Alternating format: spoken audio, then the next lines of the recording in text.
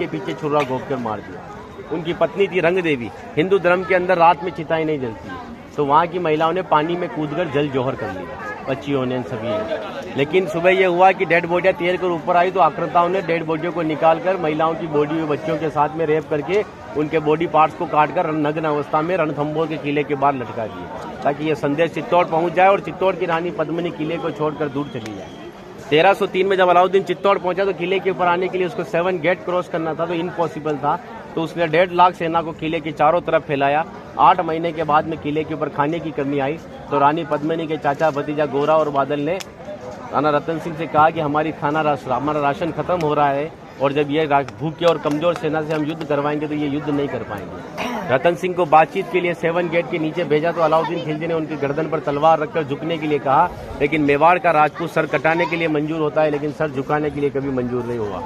राणा रतन सिंह को धोखे से बंदी बनाया और रानी पद्मिनी को संदेश भेजा कि आप हमारे अधीनता स्वीकार करो, हम दिल्ली चलेंगे। रानी पद्मिनी कहती है जो नरसंहार तुमने 2 साल पहले रणथंभौर के किले में किया, तो यहाँ की महिलाओं के साथ में भी वही होगा।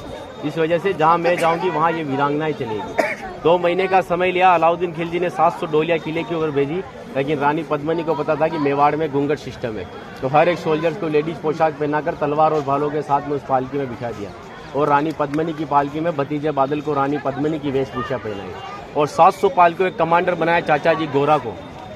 गोरा जब पालकियां लेकर 7 गेट के नीचे गया, तो अलाउद्दीन खिलजी से कहा कि रानी पद्मिनी दिल्ली जाने के लिए तैयार है, लेकिन जाने से पहले अंतिम बार अपने पति से देखना चाहती है। जिस जगह रतन सिंह को बंदी बनाकर रखा गया, जब वो पालकी वहां गई और रतन सिंह जी ने जब घूंघट हटाया, तो घूंघट के पीछे का जो चेहरा था वो भतीजे बादल का था, और बादल कहता है कि महाराज हम 20,000 है और ये 1.5 लाख है। एक राजा अगर नहीं रहेगा हमारे साथ में, तो हमारी सेना का मनोबल कमजोर रहेगा। इसी वजह से राणा रतन सिंह को पालकी में बिठाकर किले के ऊपर भेजा। जब रतन सिंह जी किले के ऊपर आए, तो किले के ऊपर आने के बाद में उनकी जय जयकार में हर हर महादेव और जय भवानी के नारों से किला गूंजने लगा। अकबर कहता है कि 8 महीने से तो किले से बच्चे की रोने की आवाज़ नहीं आई, लेकिन 700 पालकियां जब किले के नीचे आए तो किले से जय जयकार हुआ है, मतलब हमारे साथ में धोखा हुआ है।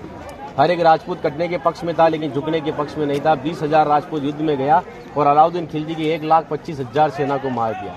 बचे हुए दुश्मन जब किले के ऊपर आए, तो महिलाओं ने अपने सतीत्व धर्म के खातिर हिंदुस्तान का सबसे पहला और बड़ा जौहर 16,000 महिलाओं के साथ में जिंदा आग में जलकर किया। यहाँ पर भी रानी पद्मिनी के महल में कांच लगाए गए थे।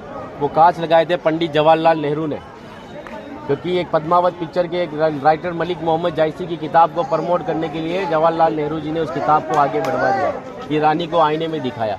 लेकिन हिंदुस्तान के इतिहास में कभी मेवाड़ गुलाम भी नहीं बना, तो आईने में किसको दिखाया?